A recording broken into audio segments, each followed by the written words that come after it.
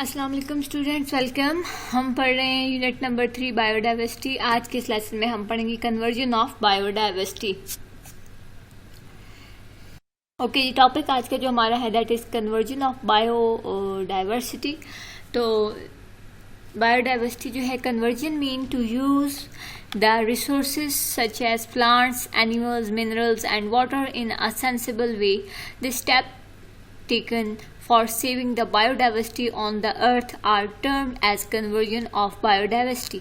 Conversion of biodiversity and other resources is necessary to fulfill the needs for the present generation as well as for the future generations.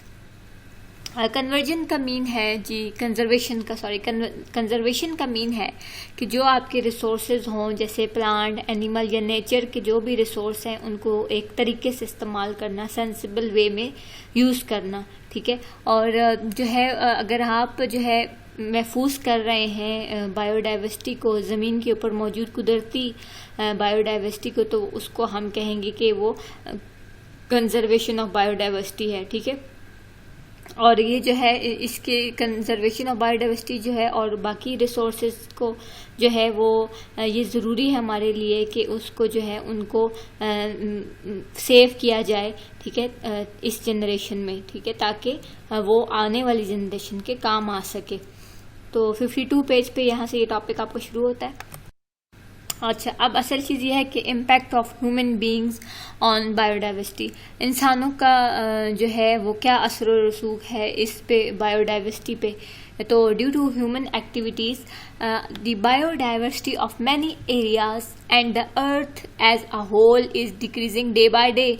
A species that no longer lives anywhere on the earth is called extinct species.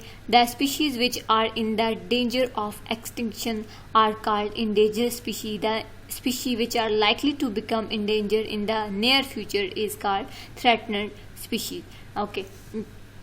यहाँ लिखा हुआ है कि जैसे जैसे इंसान की जो एक्टिविटीज़ हैं या हरकतें हैं, उनसे ये है कि बहुत सारी जो आपकी ज़मीन पर जो है बायोडाइवर्सिटी है वो ख़तरे में है। तो जो ख़त्म हो चुकी है ज़मीन पे, जैसे डायनासोर वगैरह अब नहीं रहे, तो उसको आप कहेंगे कि एक्सटिंक्ट स्पीशी है, जिसके हमें रिमेन्स मिले हैं, अब वो स्पीशी ख़त्म हो गई है। और जो ऐसे जो ख़त्म हो रहे हैं तो उनको कहेंगे कि वो इंडेंजर्ड, मतलब कि वो ख़तरे में हैं। और जिनका डर है कि वो फ्यूचर में ख़त्म हो जाएंगे ऑर्गेनिज़म या बायोडाइवर्सिटी की कुछ जो नेचुरल हमारे पास चीज़ें हैं, तो उनको हम कहेंगे कि ये थ्रेटन्ड जो है स्पीशी है, यानी कि इनको ख़तरा है। इसी तरह many plants and animal species have become endangered due to human activities. बहुत से प्लांट और एनिमल्स हैं जो कि डेंजर जोन में है इंसानों की एक्टिविटीज़ की वजह से, जिसमें आपके पास जो है रेफ्लीज़ा और उसके बाद आपके पास रेफ्लीज़ा और ग्रास फर्न, इंडोनेशिया का ग्रास फर्न भी आपका डेंजर जोन में है, यानी कि फ्यूचर में इसके ख़त्म होने के चांसेस ज़्यादा हैं। उसके अलावा आपके पास जो है एनिमल्स में आपके पास गेंड पैंडास हैं इन चाइना एंड माउंटेन्स, गैरिलाज हैं इन अफ्रीका। तो ये सारे जो है ये ख़तरे में हैं, मतलब फ्यूचर में ख़त्म होने का चांस इनका है। ये आपके पास कुछ तस्वीरें, ये देखें, ये आपको रेफ्लीज़ा जो है प्लांट, उसकी फ्लावर है उसका बताया हुआ है। इसी तरह ग्रास फर्न की तस्वीर है, गेंड पैंडास हैं, ठीक है, और ये गैरिलास जो हैं इनकी भी पिक्चर मौजूद है, यानी कि ये डेंजर में है। ओके, 54 पेज पे ये टॉपिक कंटिन्यू है। In Pakistan animals like Asiatic cheetah, tiger, lion, Indian wild ass, Indian one horn, rhinoceros, swamp deer, blackbuck and hangul have been become extinct. ये कुछ ऑर्गेनिजम्स हैं, जैसे एक सिंग वाला जो था राइनोसॉर, गेंडा टाइप जो था, वो ख़त्म हो गया, एक्सटेंट हो गया बिल्कुल। अक्सर आपको वो मूवीज़ वगैरह में दिखाया जाता है, एनिमेटेड मूवीज़ में अक्सर दिखाया जाता है। यूनिकॉर्न इस तरह, तो वो तो अलग चीज़ है, लेकिन ये जो था एक सिंग वाला, इसका एक ही सिंग होता था। उसके अलावा ये कुछ हिरन की जो है वो किस्में थी जो कि अब ख़त्म हो गई हैं, ठीक है। तो ये आपके पास सारी जो है चीज़ें ख़त्म हो गई हैं। एक्सटिंक्ट मतलब ख़त्म हो जाना। In Pakistan 31 species of mammals, 20 species of birds and 5 species of reptiles are listed as endangered। Pakistan में जो है ये 31 स्पीशीज मैमल्स की और 20 स्पीशीज़ बर्ड्स की और 5 स्पीशीज़ रेप्टाइल्स की ऐसी हैं जो कि ख़तरे में हैं, मतलब फ्यूचर में उनको ख़त्म होने का ख़तरा है। और for example the birds houbara bustard, tilor जो जिसका शिकार भी किया जाता है ये, और Capra falconeri markhor and plants like यूहू चलगोज़ा और स्नोबर और ये का दरख्त जो हैं ये इनको भी ख़तरे की जो है कहा गया है कि ख़तरे में है, इंडेंजर है इन पाकिस्तान में, ये मतलब कि फ्यूचर में ख़त्म हो सकते हैं। यहाँ पे देखें आपको तलोर की भी जो है पिक्चर दिखाई हुई है, ये सारे मारखोर की भी दिखाई हुई है, ठीक है। ओके स्टूडेंट, 55 पेज पे आपका टॉपिक मौजूद है habitat loss and deforestation. All species have specific food and habitat needs. Habitat loss mean destruction of natural habitat of species.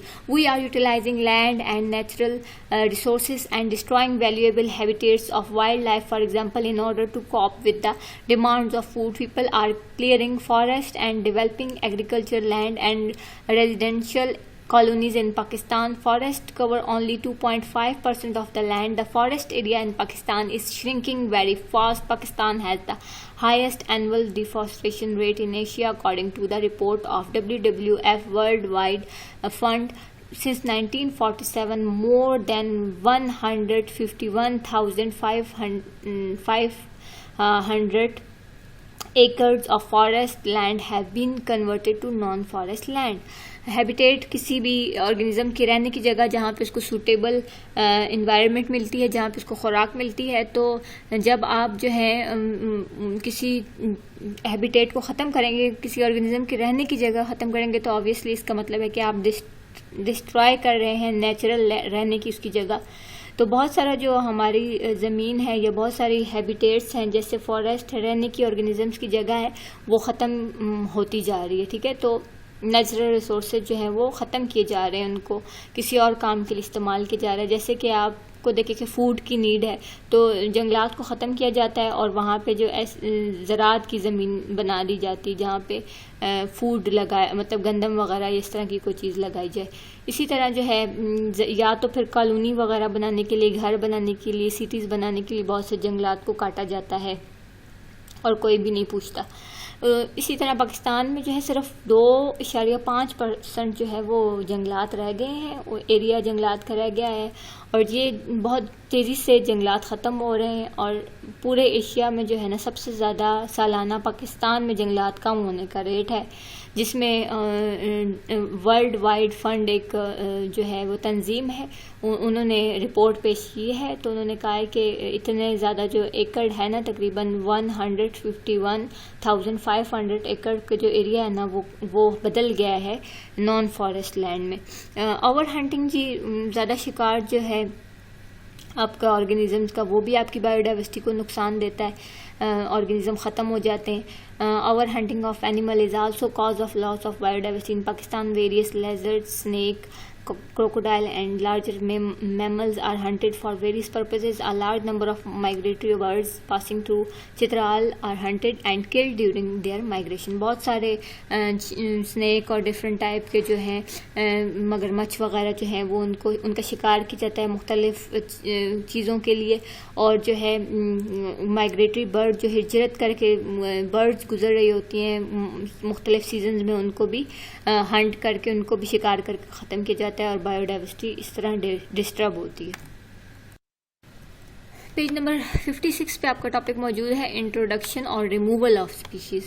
When a new species is introduced in an ecosystem, it may prove harmful for the existence of other species living there. For example, eucalyptus tree were imported to Pakistan from Australia.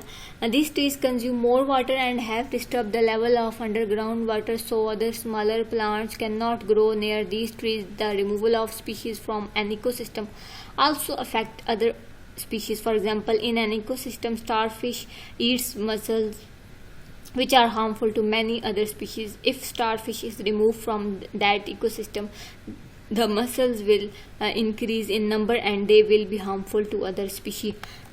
बहुत simple बात लिखी हुई है कि अगर नया कोई species आ जाए किसी इकोसिस्टम में तो वो भी पुराने जो मौजूद होते हैं स्पीशी उनको नुकसान देते हैं. जैसे यूकलिप्टस का सफ़ेदे का जो दरख्त है ये ऑस्ट्रेलिया से मंगवाया गया पाकिस्तान में, लेकिन ये जो दरख्त है ये बहुत ज़्यादा पानी इस्तेमाल करता है. तो जो पुराने जो ट्री हैं वो लगे हुए होते हैं पौधे, उनकी ज़रूरत पूरी नहीं होती. ये अगर वहाँ मौजूद हो तो ये सारा पानी ले लेता है और दूसरे पौधों को पानी नहीं मिलता तो वो ख़त्म होते हैं. इसी तरह अगर कोई स्पीशी ख़त्म हो जाए तब भी नुकसान है. वो इस तरह के स्टारफिश अगर ना हो तो ख़त्म कर दी जाए इकोसिस्टम से तो वो मसल्स खाती है, जो ये सीप कीड़ा है ये खाती है. तो अगर वो स्टारफिश ख़त्म कर देंगे तो सीप कीड़े के या मसल्स की जो है वो तादाद बहुत ज़्यादा हो जाएगी, पॉपुलेशन ज़्यादा हो जाएगी जो कि नुकसानदेह. तो इस तरह अगर कोई बाहर से नई स्पीशी आए तो भी नुकसान है बायोडाइवर्सिटी को हो सकता है, और अगर कोई कम हो जाए स्पीशी हटा दी जाए इकोसिस्टम से तब भी नुकसान हो सकता है. उसके बाद जी रैपिड इंडस्ट्रियलाइजेशन है तो the chemical pollutant release from industries are harmful for species and ecosystem. Pollution is not recognized as a cause of extinction but it usually harm species which live in small area. Chemical जो release होते हैं उनकी pollutant जो हैं वो जो industries के हैं वो इकोसिस्टम के लिए नुकसानदेह हैं. वैसे तो पोल्यूशन को नहीं कहा जाता कि ये किसी ऑर्गेनिज्म के ख़त्म होने की वजह है, लेकिन ये छोटे एरिया पे जो ऑर्गेनिजम्स मौजूद हैं, स्पीशी मौजूद हैं, उनको ये नुकसान देती है. ओके जी, आज के लिए इतना ही. तो आपका ये असाइनमेंट है how human activities affect the biodiversity of an area. तो मैंने निशान लगाए हुए हैं, आपने ये अपनी नोटबुक पे लिख लेना है आंसर. अपने टीचर को इजाज़त दें. फ़ी अमान.